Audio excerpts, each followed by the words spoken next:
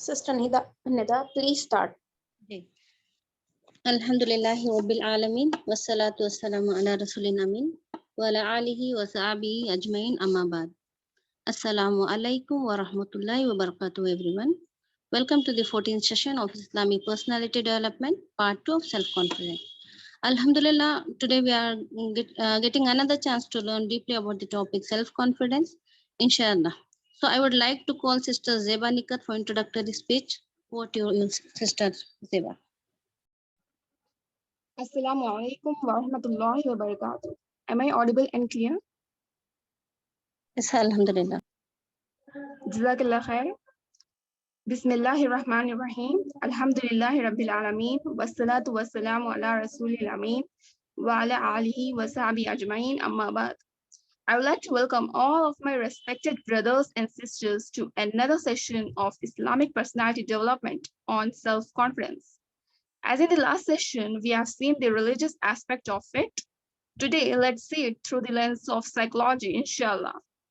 Self-confidence, which is one of the most important psychological factors that play a big role in the individual's self-management, determines the form of his relationship with the other, and contributes to the individual's achievement of his goals and aspirations. This is at the level of the individual. However, at the level of the Ummah, the achievement of great hopes, victory over enemies, and raising the flag of faith will not stand except on the shoulders of people who have confidence in the Lord and then confidence in themselves. So may Allah recognize our efforts and guide us in strengthening our religion so that we can feel confident in our faith as Muslims. May Allah lead us and provide us success in this life and the next. Ameen. So purify your intentions before to the session and turn off your video and microphone as well as your social media notifications to avoid being distracted. Please have your eyes, ears, and heart wide open, as well as your notebook and pen handy. So without further ado, I would like to call Brother Wafi. Over to you, Brother Wafi. Assalamu alaikum wa rahmatullahi wa barakatuh.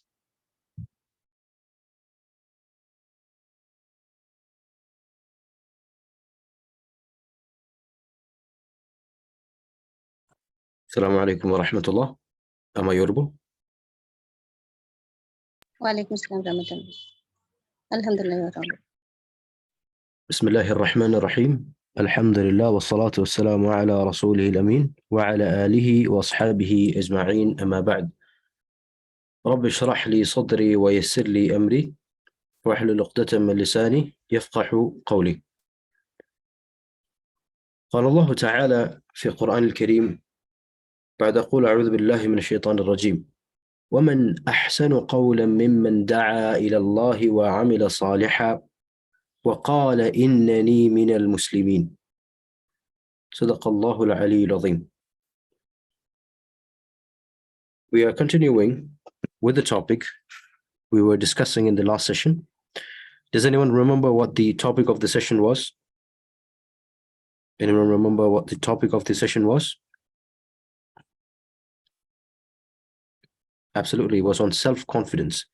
We covered the importance of having pride in our heart being Muslims, why we need to stand up and walk with our shoulders straight,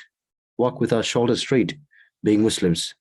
Allah subhanahu wa ta'ala made us Muslims, and that in of itself is a reason why we must be proud of ourselves, why we must not have inferiority complex, why we must be able to stand up and say strongly that I'm a Muslim and I don't care what other people say, and I won't compromise on my principles to stand with the liberal principles. I won't compromise my ideals so that I can satisfy the society. So we discussed the religious, theological, or jurisprudential aspect of this particular topic. Now today we are going to be covering its psychological aspect, and we are going to be discussing it from multiple dimensions. Now let me begin the session by asking a very, very simple question. Do you have stage fear? Do you have stage fear? Imagine that there's a function in your college and there are about 700 or 1,000 people, and suddenly, like, you didn't even know it, you were directly called to give the the inaugural speech, or not the inaugural speech, but the welcome speech. If you were called to do the welcome speech while you were completely unprepared, would you be able to do it? Say yes or no. Would you be able to do it? Say yes or no. Now, the topic of stage fear is actually very much directly connected with the issue of self-confidence. Now, what is self-confidence? Like, we need to have a proper definition of what self-confidence is. Now, self-confidence is one of the most important psychological factors that play a big role in the individual's self-management, determines the form of his relationship with the other, and contributes to the individual's employment of his energies and the achievement of his goals and aspirations. So this is a very lexical definition. It's a very lexical definition. And from this, we can clearly understand that if you need to succeed in life, you got to have self-confidence. Now, a lot of people misconstrue, they misunderstand the difference between self-confidence and egotism. Self-confidence, is that a positive concept or a negative concept? Is that a positive concept or is that a negative concept? Absolutely, it's a positive concept. It's very good. You need to have self-confidence. But what about egotism? Is that a positive concept or a negative concept? Egotism is actually a negative concept. It is kibr. Being extremely proud of oneself and one's own accomplishments. A lot of people misconstrue between this. And this can really be seen in a lot of youth who are following the meninist movement. How many of you have heard about feminist movement? Say yes in the chat. How many of you have heard about the feminist movement? Say yes in the chat. Okay, so a lot of us know feminism, what feminism stands for. And incidentally, let me ask another question. Do you support feminism or oppose feminism? If you support feminism, say S in the chat. If you oppose feminism, say O in the chat.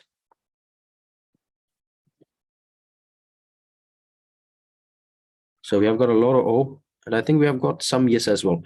All right. Now, the other question is, how many of you have heard about Meninism? How many of you have heard about Meninism? Now, Meninism is basically the counter movement towards feminism. The reason why feminist movements and red pill movements arose, especially in the European countries, is because of fourth wave or fifth wave feminism. Now, Meninism, just like feminism, it is having a lot of problems. Just like we oppose feminism, we clearly state that we oppose Meninism as well. Meninism is extremely toxic. Rather than promoting noble masculinity, these guys promote toxic masculinity. Now, the reason why I brought this topic into picture is because a lot of the teenage youth, they follow a lot of these celebrities on YouTube, on Instagram, on a lot of different social media platforms, and they basically misunderstand between what self-confidence is and what egotism is. For them, to be self-confidence means that you got to be a macho man, right? You got to be this alpha male. How many of you have heard about the word alpha male? Alpha male. Now, there are positive aspects to this concept, but very sadly, it has been toxified a lot. They say that to be a masculine man, you got to punch other guys. You should not cry. And a lot of these toxic traits that really doesn't make sense. That really doesn't make sense. They say that if you got to, show that you're a masculine man, you got to have sexual relationships with as much woman as possible. And such toxic narratives are being spread into the youth. And it's a very, very sad reality. It's a very, very sad reality. So we should not misconstrue or misunderstand between self-confidence and egotism. Is that clear? If it is clear, say yes in the chat. If it is clear, say yes in the chat. Very good.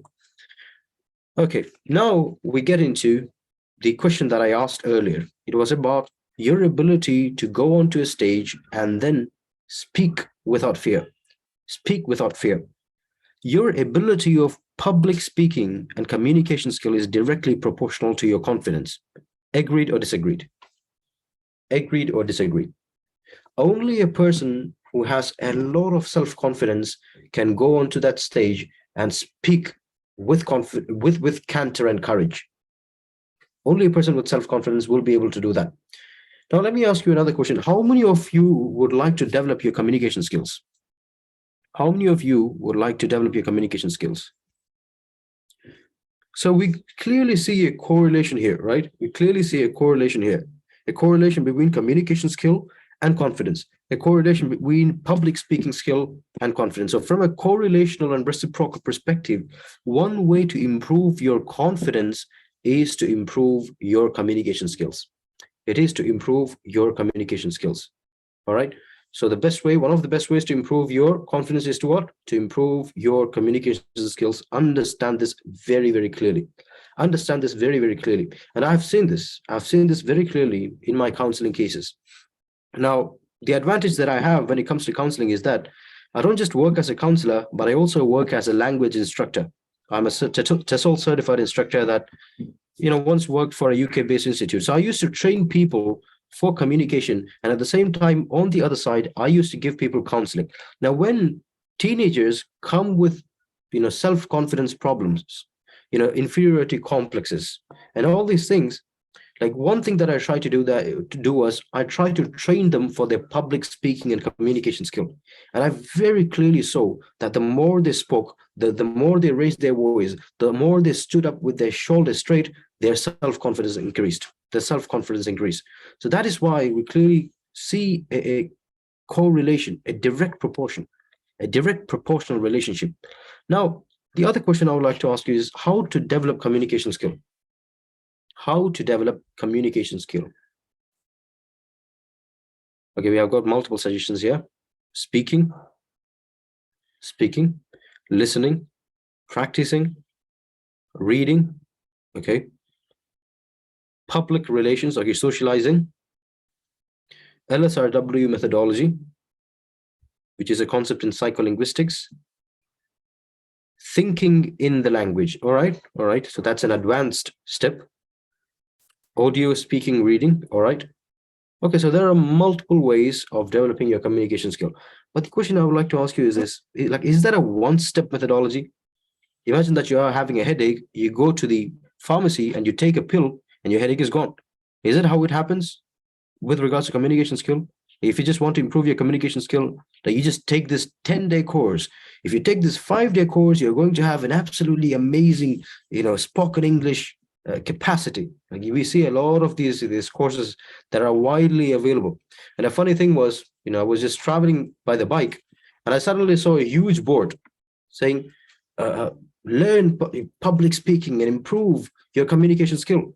And I think it was a 5-day or 10-day course. I was just riding the bike and I just saw the poster and suddenly I stopped because there was a clear grammatical mistake in the way they basically put the poster. Like there were spelling mistakes, subhanAllah. So it's ironic. And understand that improving communication skill is not just a one-day process. All right. It's not like, taking one pill in and then, improving yourself. It doesn't happen like that.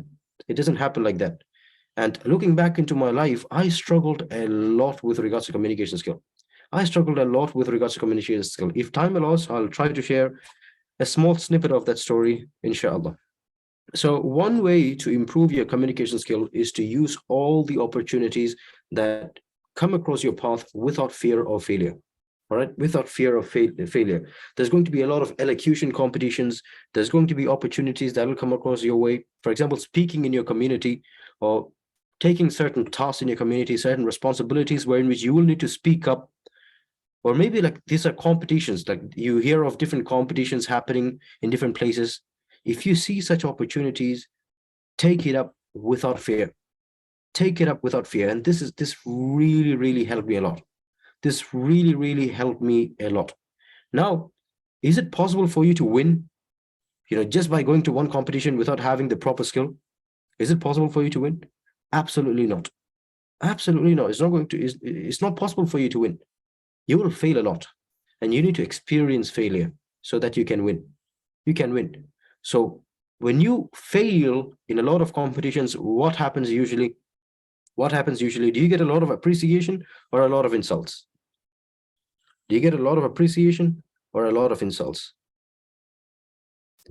Oh man, a lot of insults. I can say this from my experience. Like like it's a very specific thing with regards to South Indians. I don't know a lot about North Indians, but South Indians, especially in Kerala, there is a particular word. All right, I'll tell the word and I'll translate it. It's called as talartal. Does anyone know what the meaning of that word is? Talartal. What is the meaning of that word? What is the meaning of that word? Man, we Malayalis really love to do it. We really love to do it. Like it's psychotic and sadistic. I mean, you feeling that kind of happiness by degrading another person, by depreciating and demotivating another person, right? Like I've seen this a lot. I think it's genetic, right? I think it's genetic. So, subhanallah. I do specifically remember, taking a session for people from different nationalities. So there were Arabs, there were Americans, there were people from UK, there were Indians and different people. Now, after the session, a lot of people would come and say, MashaAllah, like you have done a wonderful job. Barakallah feek, Allahumma barik. The Arabs would come and say, their things. The people from the Caucasians, the Westerners, they would come like, you have done a fantastic job, etc. Usually, South Indians don't come. All right. Usually, South Indians don't come. But if they are coming, like I know why they're coming. All right. They would come and they would say, man, Wafi, that was good. All right. That was good.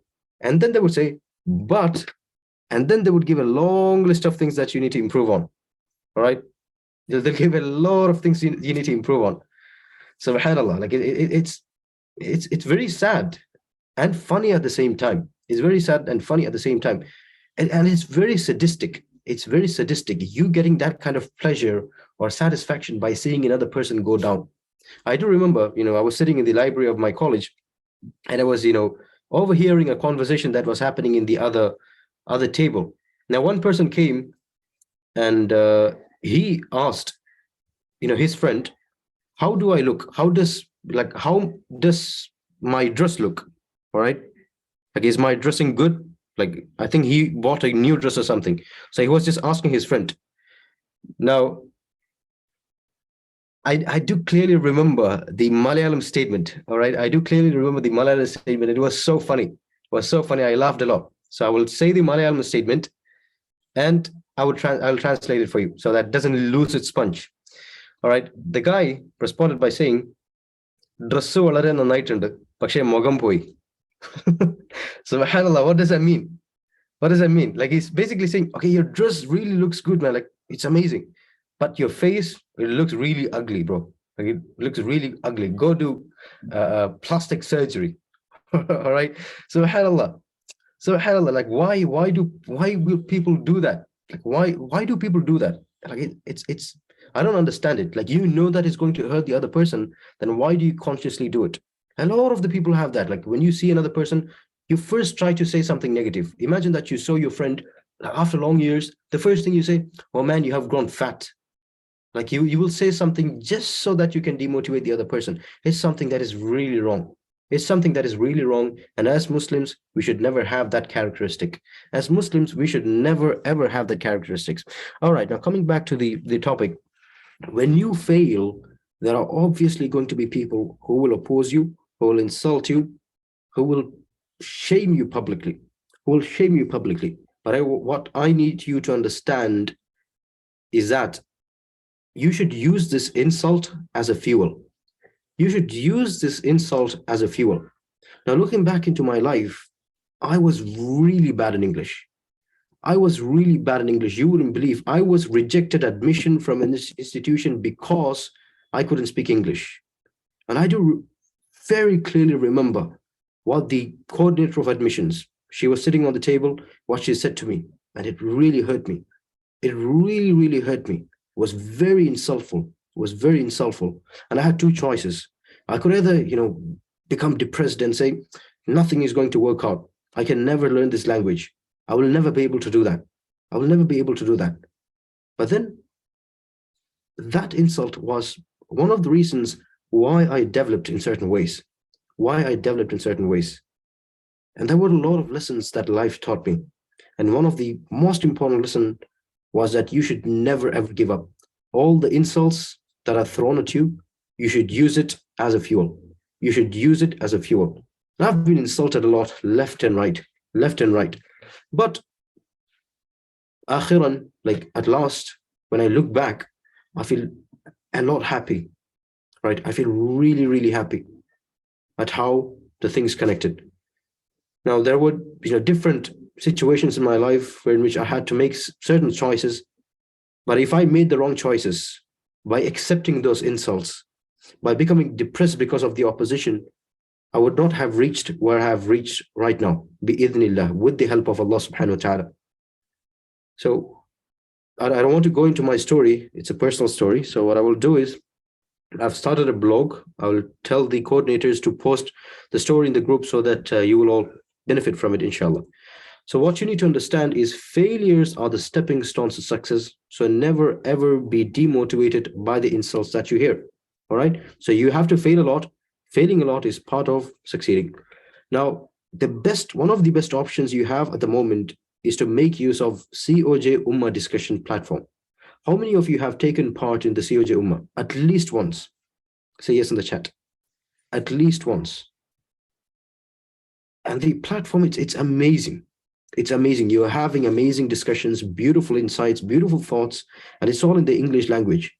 It's all in the English language. So the more you participate in the COJ group, in the discussion, in audio or video or text, the more you engage in it, you will see a lot of improvement in yourself. You will see a lot of improvement in yourself. And let me tell you this, the people who opposed you and the people who insulted you, after many years, they will look at you. They will look at you. And you'll be able to see that sense of regret in their eyes for having said what they said to you, for having said what they said to you. And I've clearly experienced this in my life. I've actually gone back to the same school. I actually have gone back to the same school, and I have stood outside the principal's office wanting to enter it and talk to him directly. But then, I did not make that step. I returned. But inshallah, maybe if I return to Kerala, I'll make sure to do it. I'll make sure to do it. Because right now, when I look back into my life, it feels like all the dots are connecting. All the dots are connecting. So even if you're in a situation in which you feel completely confused, you feel that it's impossible for you to develop, you feel that it's impossible for you to advance in life, you feel really tight in your heart, and you feel that every door is closed, understand that that is how life is supposed to be. And the more you go ahead in life, you will see all these dots connecting. You will see all these dots connecting, inshallah. The other kind of fear that people have with regards to not having enough self-confidence is the fear of people. It's the fear of people, thinking, what will people say? What will people say? Subhanallah. Like, this is a huge problem. It's a huge problem. Fear of the people is extremely devastating to a person's development. Extremely devastating. There are people who spend hours and hours in front of the mirror doing makeup so that they can satisfy other people. Now, being a psychologist, let me tell you another fact. 99% of the people really don't care about you. All right. I know it sounds a bit negative, but understand what I'm saying. 99% of the people really don't care how you look, how you talk, and how you walk. All right. You're just going to be one small second unit in their memory, and they will forget about you. While you, very idiotically, you spent and wasted a lot of money and a lot of hours from your life so that you can appear, with a really good appearance, so that other people can have a positive view about you. While other people really don't care, man. Other people really don't care. Subhanallah. And there's actually a very good concept in psychology. It's not only in psychology, it's also present in sociology. It's about how human beings see themselves. And in all our stories, who is the hero? Who is the hero in all our stories? All the visualizations we have in our minds, who is the hero? We are the hero. Ourselves, we center ourselves, and we think that the world revolves around ourselves. Does the world revolve around ourselves? Does the world revolve around ourselves? Absolutely no. Absolutely no. So clearly understand this. 99% of the people really don't care how you look, how you talk, and how you walk. So stop wasting your time trying to satisfy other people, trying to appease other people. Subhanallah. Look back into your life and think about how many opportunities you missed due to the fear of what other people would say, what other people would think about you, how other people would feel about you. There were a lot of opportunities for you to go, but you stood back because of this particular fear. There was that speaking competition which you could have really mastered and really won, but you stood back because you feared of what other people would say. You feared what other people would say.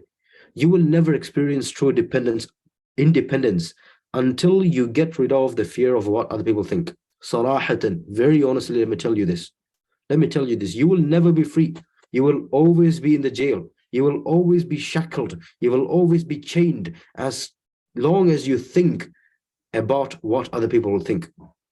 All right? And also understand that you will never be able to satisfy everyone. You will never, ever be able to satisfy everyone. Let me ask you this. Who was the person who had the best character, the best appearance, and the best personality? Who was it? Who was it? The Prophet Muhammad sallallahu alaihi wasallam. Was he able to satisfy everyone? Was he able to satisfy everyone? No, he had a lot of enemies who even tried to kill him. So stop deluding yourself with the mission or the endeavor of wanting to satisfy everyone. You will never be able to do it. You will never be able to do it. Most people live life trying to please other people, trying to earn their love and try to satisfy their whims and fancies and desires in the pursuit of living up to the toxic expectations of other people and the society. They completely forget to live for themselves. They completely forget to live for themselves. This will in the end lead to intense regret and depression. Because honestly, these people are going to forget you.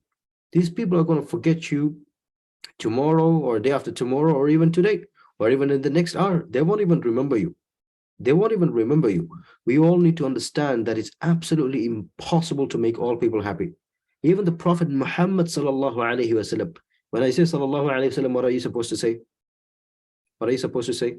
Sallallahu alaihi wasallam. So make sure you say it. All right, make sure you say it. A lot of ajr you can gain by that. So even the Prophet Muhammad sallallahu alaihi wasallam, who had the best personality, had critics, he had haters. He had haters. So what makes you think that you will be able to make everyone happy? Even the Prophet Muhammad sallallahu alaihi wasallam had enemies and critics and haters. So who do you think you are? Who do you think you are to think that you can satisfy everyone? So step down from that egotistic step or pedestal that you have gotten into and understand that the world doesn't revolve around yourself, and 99% of the people really don't care about your appearance. 99% of the people really don't care about your appearance. And stop deluding and destroying yourself in this mission of wanting to appease everyone. Now, let me ask you another question. Do you find it hard to say no to other people and instead readily say yes? Do you find it hard to say no?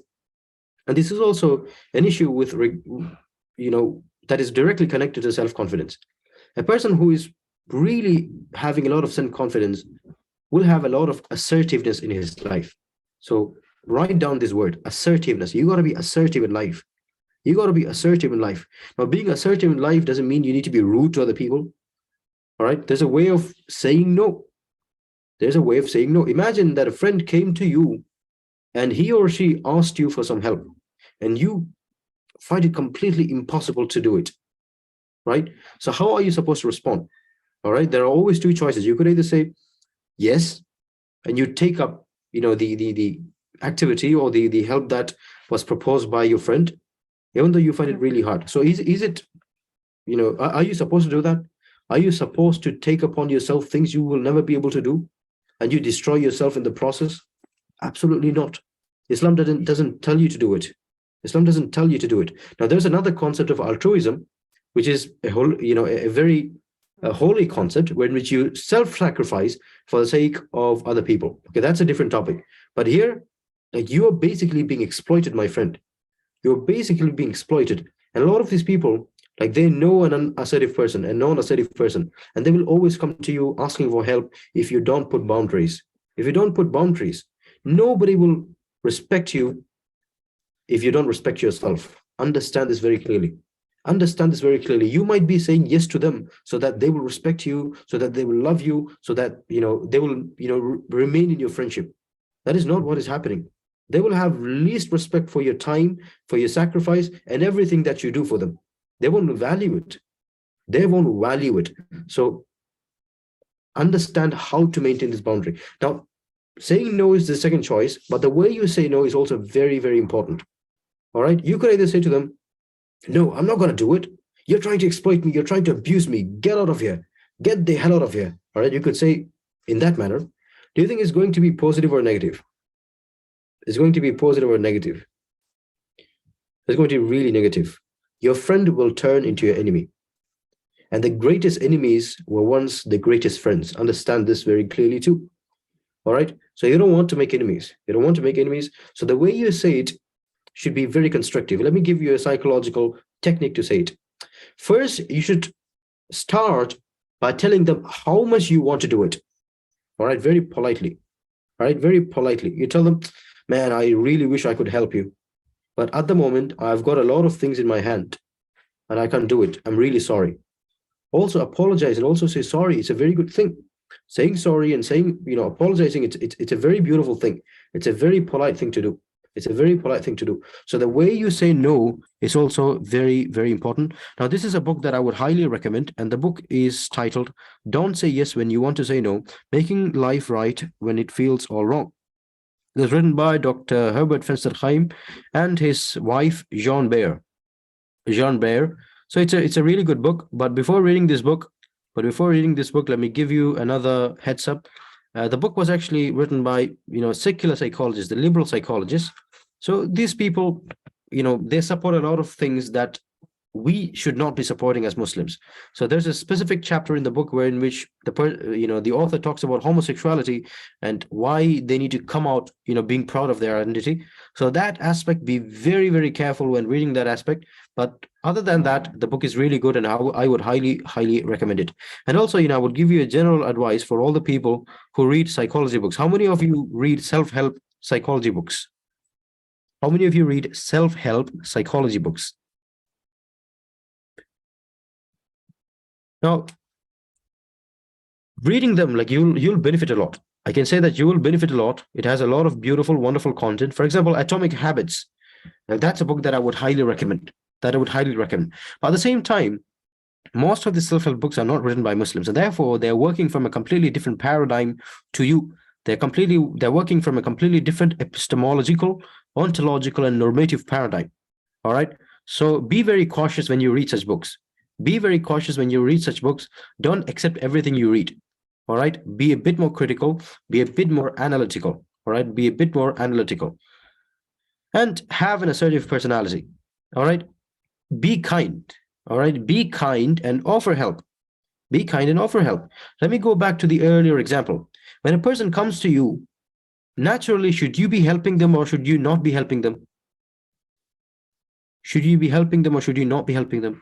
You should be helping them. That is the natural way and the normal way how a Muslim should behave. And this should not be superficial. It should be very genuine. It should be very sincere. And that's why, like when you tell them, I really want to do it, you're basically telling them the truth. You're not lying because you're a Muslim. You're very genuine and you're very sincere, regardless of who they are, what their background is, what their religion is, whether they're Hindu, Christian, Buddhist, Pathist, atheist, monotheist, pantheist, or atheist, are agnostic. You represent yourself and you provide the help. But if there are situations where you're not able to, you very sincerely say that I want to help you, but I can't at the moment. All right. So be kind and often help. But at the same time, don't be a human carpet for people to trample on. Don't be a human carpet without any boundaries. Learn to say no when the situation calls for it. Don't set yourself on fire to keep someone warm. Don't do that. There are a lot of people who do that. If you do that, they're not going to respect you. You will think that they will love you, but they won't love you, my friends. They won't love you. And there's a difference between self-sacrifice for greater good and self-destruction for social conformity. All right, self-destruction for the social conformity. And that's where a lot of people fail. They basically destroy themselves for the sake of social conformity. A lot of people fall into liberalism so that they can satisfy the standards of the society. And in the process, they completely destroy themselves. So you got to be able to say no, my dear brothers and sisters. You got to be able to say no. If a person calls you for the DJ party, you got to be able to say no. An unassertive person unassertive person who does not have self-confidence will not be able to say no. They'll think in their minds, okay, if I say no, what are they going to think? They're going to think that I'm an extremist. If I wear a hijab, they're going to have, negative opinions about me. If I say that I don't want to go with you to the movie theater to watch that vulgar movie, they will think bad about me. Subhanallah, you're a Muslim, man. You're a Muslim. So have that self-confidence and know that the stance that you're taking, it's the stance that is supported by the Lord of the words, the Lord of the worlds. So in the process of satisfying other people, would you disobey your creator? La hawla wa la quwwata illa billah, Allah al-musta'an. So live for Allah subhanahu wa ta'ala and only think about what Allah subhanahu wa ta'ala will think about you. So self-esteem and self-confidence, it's really mandatory for success, not only in the dunya, but also in the akhirah. If you got to stand true to the deen, you got to have self-confidence. That is why in a hadith, the Prophet ﷺ said, Al-mu'min al-qawi afdal min mu'min al-da'if. That a strong believer is better than a weak believer. A strong believer is far better than a weak believer. And one of the ways to become strong mentally is to become strong physically. It's to become strong physically. How many of you go to the gym? Okay, no need to go to the gym. Okay, how many of you exercise? All right, how many of you exercise? Whether it's from the home or anywhere. How many of you exercise? And I can really tell you, the more your musculature builds, the more your physical strength increases, your mental health will also increase. There are a lot of studies in psychology that clearly proves this. That's why a lot of the masculine mentors or masculinity mentors now, they highly recommend for teenagers to start going to the gym. All right, it will correct your posture rather than walking, very humbly. All right, humbly is not the word to use here. Some people think that to be humble and have humility, they got to walk by keeping their head down and walking like they're having some paralysis in their spinal cord. All right, walking like a dead chicken. La hawla wa la quwwata illa billah. You're a man, so walk like a man. All right, walk like a man, talk like a man, have that dignity of being a Muslim man. All right, have that dignity of being a Muslim man. All right, being humble doesn't mean that you become this human carpet, you become this punching board where everyone can punch you and you won't respond back. No, man. If a person punches you, you should make sure that he doesn't punch you again. All right, that is part of noble masculinity. So this huge, debate we have here today between feminism and minism, it has led to the spread of toxic masculinity. So we got to really, really understand what noble masculinity is. You got to really understand what clear self-esteem is. You got to distinguish it between self-confidence and egotism. The impact of low self-confidence can actually be quite debilitating and can result in extreme shyness, communication, difficulties, and social anxiety. This is where we come to the second, concept. It's called as haya. This is where we, differentiate between shyness and shamefulness. All right. Shameful, is that a negative concept or a positive concept? Negative concept or a positive concept? It's a positive concept. Shamefulness is a positive concept. You got to be shameful, man. Shamelessness is a negative concept. You got to have haya. Both men and women need to have haya. But does having haya mean, you're very shy? If a person comes to, talk to you, like you shy away and you run away. If guests come into your home to talk to you, like you basically shut down yourself in the room and play, whatever your video game or something. All right, being extremely introverted. That is not what having haya means. All right, that is not what having haya means. The Sahaba had haya. They were the best examples for haya. The Prophet ﷺ had the best haya. But when in the time of jihad, in the time of war, he used to be at the front. When dealing with people, he used to be at the front. When the society had certain problems and you got to engage and interfere and intervene, he was at the front. So stop, misconstruing and misunderstanding the difference between haya and, this complete introversive shyness. And also, one of the best ways to have good self-confidence is to keep the promises you make to yourself. Let me ask you this question. Would you trust a person who does not keep promises to himself? Imagine that he made a promise to you and he does not keep it. Would you respect him or her? Absolutely no. So how do you expect you to respect yourself if you don't keep the promises you make to yourself? Subhanallah. So the best way to improve yourself or to improve your self-confidence is to keep the promises you make to yourself. If you tell yourself that you're going to wake up for tahajjud tomorrow, and when the alarm rings and you tell yourself, I'll do it tomorrow, right? You're basically decreasing your self-confidence. You're basically decreasing the respect you have for yourself. You don't even value yourself so much, at least like in the manner that you want to wake up for tahajjud. If you really valued yourself, if you really valued your future in the dunya and the akhirah, you would really wake up. You would wake up with energy. All right. So when you don't have self-respect, you won't have self-confidence. So one of the best ways to maintain self-respect is to keep the promises you make to yourself.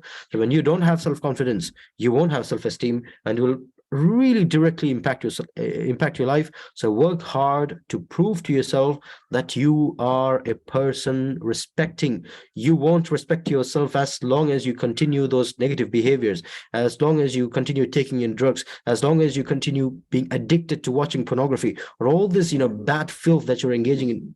Subhanallah, you won't have an ounce of self-respect. And if a person does not have an ounce of self-respect, he will have no haya, and he will have no self-esteem, and he will have no self-confidence. He'll have no self-confidence. And there is no such thing as failure in the dunya. All right. It all depends upon the frame of reference. In the akhirah, yes, we have failure, real failure. But in the dunya, understand that a lot of these failures are temporary. All setbacks actually teach you a lot of important lessons. Failures are the stepping stones to success. And behind every success, there's a lot of failures. There's a lot of failures. When we look into the history of Thomas Alva Edison. How many of you know Thomas Alva Edison? Say yes in the chat. How many of you know Thomas Alva Edison? When he discovered the light bulb, did he discover it within one experiment? Within one experiment? Absolutely no. He did thousands of experiments and he failed all of them. And finally he got it. Okay, there's another history too. I don't want to go into that tangent, but I actually don't believe that Thomas Alva Edison, I don't want to talk about it now. It's another topic. But for the people who would like to, research more on it, research more on Nikola Tesla and Thomas Alva Edison. It's a very interesting topic. It's a very, very interesting topic. Subhanallah. Okay, and rely upon Allah subhanahu wa ta'ala. Whenever you have failures, rely upon Allah subhanahu wa ta'ala. All right, in chapter number 11, verse number 88, Allah subhanahu wa ta'ala says, and my success cannot come from any source besides God. You got to be able to say that to yourself. You got to be able to say that, tawakkaltu ala Allah, hasbunallahu wa ni'mal wakeel. I rely upon Allah subhanahu wa ta'ala. I don't care about anyone else. My success only comes from who? From who? Does it come from the principal of your college? Does it come from your parents? Does it come from your, friends, your colleagues? Absolutely no. It comes from Allah subhanahu wa ta'ala. When you rely upon Allah subhanahu wa ta'ala, you will have no fear whatsoever. You'll have no fear whatsoever. You'll be able to go to the principal's office and you will be able to talk to him directly without having that sense of fear in your heart, because you don't need to fear them. You don't need to fear them. You don't need to fear the authority. You don't need to fear anyone on this planet. If you fear Allah subhanahu wa ta'ala, a man who makes sujood, who prostrates to Allah subhanahu wa ta'ala, doesn't need to prostrate to any of the creation. A man who bows down to the creator that will never need to bow down to the creation. Understand this very, very clearly. And now we have very few minutes left, so I'm going to cover a few more important things and we'll end inshallah. One way to increase your self-confidence is to maintain your posture. Let's go back to the earlier example that I was saying with regards to humility. Having humility doesn't mean you walk like you're having tetraplegia or paraplegia, or a cancer in your spine or something, when you're not able to stand straight. Don't do that. Don't do that. All right. If you want to have self-confidence, stand straight and maintain your posture first of all. And it has direct effect on your self-confidence. Direct effect on your self-confidence. Dr. Jordan Peterson, in his 12 rules of life, one of the first rules he gives is to stand up straight and maintain your posture. While at the same time, let me give the disclaimer that I stand against Dr. Jordan Peterson's values and a lot of his arguments that he has been putting forth recently with regards to Israel and Zionism and his relationship with Ben Shapiro and him joining Y+. Anyway, so what I'm trying to say is, if you want to have good self-confidence, don't slouch in your posture. Stand straight up like a man. Stand straight up and stop talking to yourself really negatively. A lot of people have this negative talk. The moment they wake up, they tell to themselves that I'm a failure. I'm a complete failure. I've achieved nothing in my life. I've achieved nothing in my life. When they look into the mirror, they tell to themselves, I'm really ugly. I don't look good. I have a lot of these pimples. I have a lot of these cut off marks on my face. And they spend hours and hours in front of the mirror. Subhanallah. So don't talk to yourself negatively. Would you talk negatively to the people who you really love? Would you talk to them in that way, in a really negative manner? No, absolutely no. So at least value yourself the same way you value the people you love. Don't tell yourself that you're good for nothing. Don't tell yourself that nobody loves you. Don't tell to yourself that you're a failure. Don't tell to yourself that you will never reach anywhere in life. And negative self-talk is extremely, extremely destructive. And it's related to the levels of consciousness, subconscious mind and the conscious mind. Subconscious mind will actually imbibe the statements that you keep on doing dhikr upon. You keep on doing dhikr upon. You keep on repeating and recurringly saying, subhanallah. All right. If you do that, you will start becoming extremely ultra pessimistic and will start to see life only in a very, very negative light. Only in a very, very negative light. So stop it. Stop it. Don't think about any other people. Don't think about the society. Don't think about any person. Only think about Allah subhanahu wa ta'ala. Focus on Allah and nothing else matters. Focus on Allah and nothing else matters. When you reach the stage in which you think of only Allah subhanahu wa ta'ala and nothing else, you will be completely free of any fear of this world. You will have nothing to fear. You will not fear other people. You will not fear poverty or loss of job. You will not fear the government. You will not fear the government. The only thing that will guide your thoughts and behavior is your fear of Allah subhanahu wa ta'ala. That is exactly what we see in the great scholars of Salaf al-Salihin. In Imam Ahmad ibn Hanbal, when Imam Ahmad ibn Hanbal was actually jailed, when he was fighting with the Mu'tazila, was he extremely fearful? Did he give in? Absolutely not. Absolutely not. Imam Ahmad ibn Hanbal actually stood his ground. He stood his ground while the entire power structure was opposing him. Subhanallah. That is the amount of strength and courage and confidence and canter we should have. But sadly, our youth and our society, our men and our women, we have become spineless and spunkless. We have lost the confidence and courage to be able to say no when an un-Islamic opportunity comes up. Subhanallah. We got to look back into our life and we got to introspect and we got to contemplate. If you need to build a good Islamic personality, it is impossible by having low self-confidence. All right. So focus on improving your self-confidence and understand that you're only confined by the walls you build yourself. All right. You're only confined by the walls you build yourself. All the shackles that you have, it's in your mind. It's in your mind. The thought that comes into your mind that constantly says that, okay, this person is thinking bad of you. That person is not going to love you. That person is not going to respect you. That is your mind. Shaitan is doing waswas in your mind. So say, A'udhu billahi minash shaitanir rajim, and understand that this is just a shackle that you created yourself, that your nafs created, and then break these shackles and come out by standing strongly with Islamic principles, by standing strongly with the Sharia. When I say come out of your confined walls, I'm not talking in a feministic or LGBTQ activist sense, when these feminists say, okay, come out of your shackles, you don't need hijab. Come out of your shackles, you don't need to, go to pray.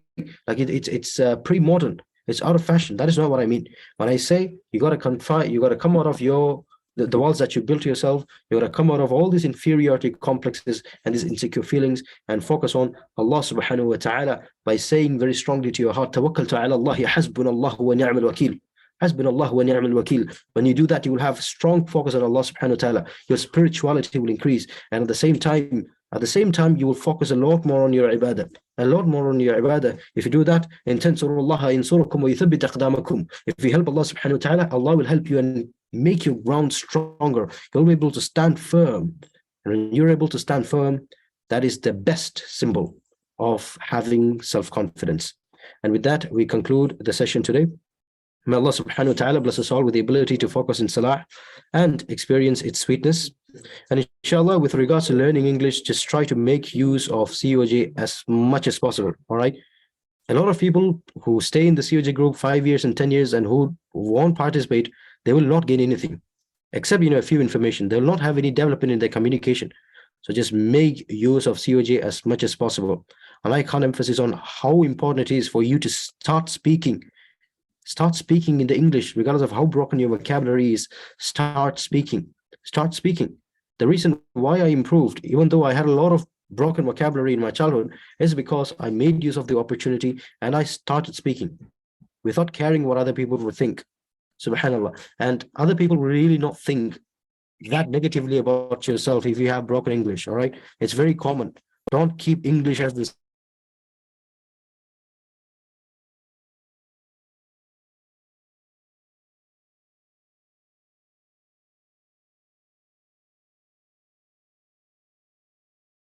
May Allah subhanahu wa ta'ala give us all the courage, confidence, and candor to stand up straight, with shoulders straight, with your head straight, and say to the non-Islamic or the Islamophobes that you don't care about what they think, that you only care about what Allah subhanahu wa ta'ala thinks. Ameen ya Rabbil Alameen wa akhir da'wana alhamdulillahi Rabbil Alameen. Assalamu alaikum wa rahmatullahi ta'ala wa barakatuh. Jazakallah khairan kaseera, Brother Wafi Shihad, to enlighten this session with the topic self-confidence. Alhamdulillah. Just to glance, I have glanced at what all he told in the session. When I am not ready to respect myself, who the hell will respect me? Just think positive, stand firm, ask help from Allah subhanahu wa ta'ala. Jazakallah khairan kaseera once again. Lastly, I would like to call Huma for conclusion talk. Up to you, sister. Assalamu alaikum warahmatullahi wabarakatuh. Am I audible and clear?